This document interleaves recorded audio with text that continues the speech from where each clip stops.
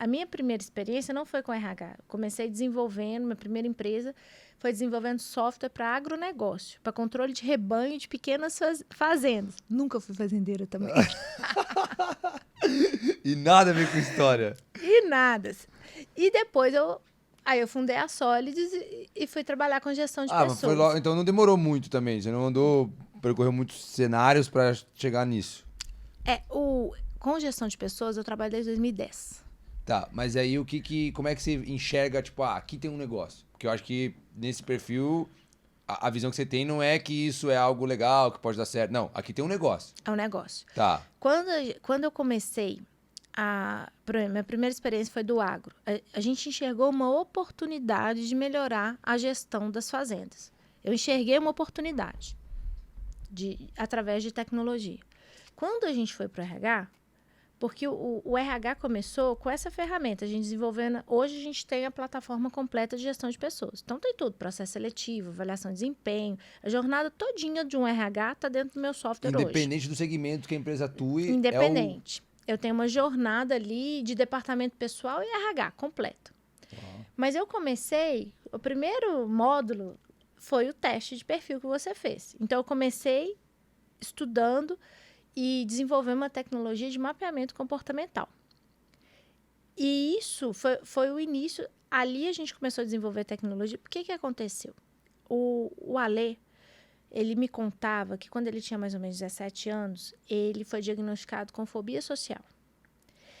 E ele conta que foi uma época muito difícil, eu não o conhecia.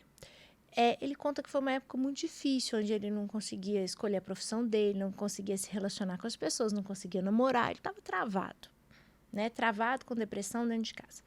E aí, um primo muito querido entregou para ele fazer a ferramenta de mapeamento comportamental, igual você fez hoje. E ele conta que aquilo ali gerou um impacto muito grande na vida dele.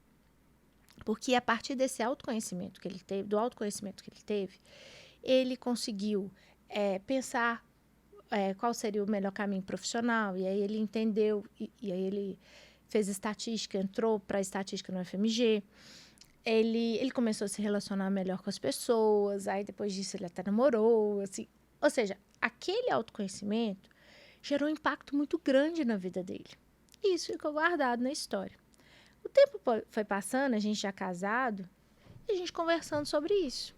E aí a questão e na época, quando ele fez, não existiam ferramentas brasileiras e elas eram muito caras. Quem tinha acesso a esse tipo de tecnologia eram só gerentes, diretores de grandes empresas. Era tipo um luxo, assim. Um luxo, não estava acessível para ninguém, não estava acessível para os colaboradores, era muito raro. E as tecnologias eram difíceis. O resultado, você fez, você entendeu só na hora. Não era assim. Tinha que fazer um curso, a pessoa tinha que ser um especialista. Sim, era meio que uma caixa preta. Tá, eu lembro, tem até uns cursos nesse sentido. Tá, agora faz sentido. E aí, o que nós falamos assim? Por que a gente não desenvolve uma tecnologia nacional e democrática para todo mundo fazer? Acessível para todo mundo. Isso em 2010. Foi a partir de uma oportunidade. A gente começou a desenvolver até um pouquinho antes. Em 2010, a gente pôs no mercado. A partir disso, ou seja, a gente viu uma oportunidade. A gente desenvolveu a tecnologia, a gente queria democratizar essa tecnologia, né? Mas eu não tinha um negócio, eu não tinha nada, eu tinha tecnologia. Aí, o que nós fizemos? Vamos colocar no mercado. A gente criou um portal de conteúdo para RH. E a gente colocou o produto lá. Que era esse perfil comportamental. Que era o perfil. Aí, e nada a ver com aquele com que eu fiz hoje. Era aquele perfil. Não, mas não naquela expertise toda ainda. Já era assim. Em 2009? 2010, já... Esse mesmo teste que eu fiz em 2010 já era assertivo assim? Já, em termos de assertividade, sim. Caraca! E ele foi validado, a gente submeteu a ferramenta pela USP, o FMG, para validar. Ele tem 97, quase 98% de acurácia. Então, ele é muito preciso. Uau, cara! E aí, a gente colocou no mercado, né? E aí, quando a gente começou a ver os RHs levantando a mão, a gente falou assim, é para lá que a gente vai. Ou seja, a gente foi enxergando... a princípio não era para lá, não tinha consciência que ia ser para o RH que o... A gente sabia que era uma ferramenta que quem ia usar era a gestão de pessoas, mas eu nunca tinha trabalhado no RH, né? Então, eu entro no mundo do RH pela tecnologia.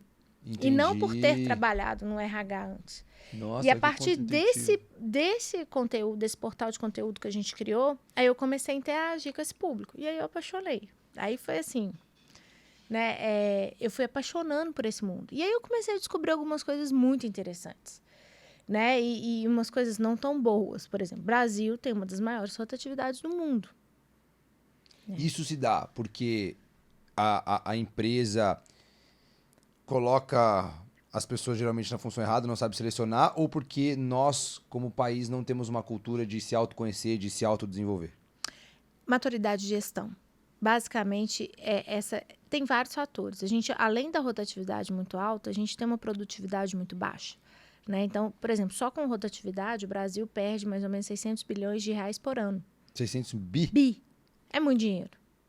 É muito dinheiro. Uau. O que as empresas brasileiras perdem de margem, assim, de competitividade, porque elas não conseguem lidar com a rotatividade, é uma coisa absurda. É uma coisa absurda. E eu comecei a descobrir isso. Então, quando eu vi essa realidade e vi a ferramenta que eu tinha criado, eu entendi que era ali que eu ia gerar impacto.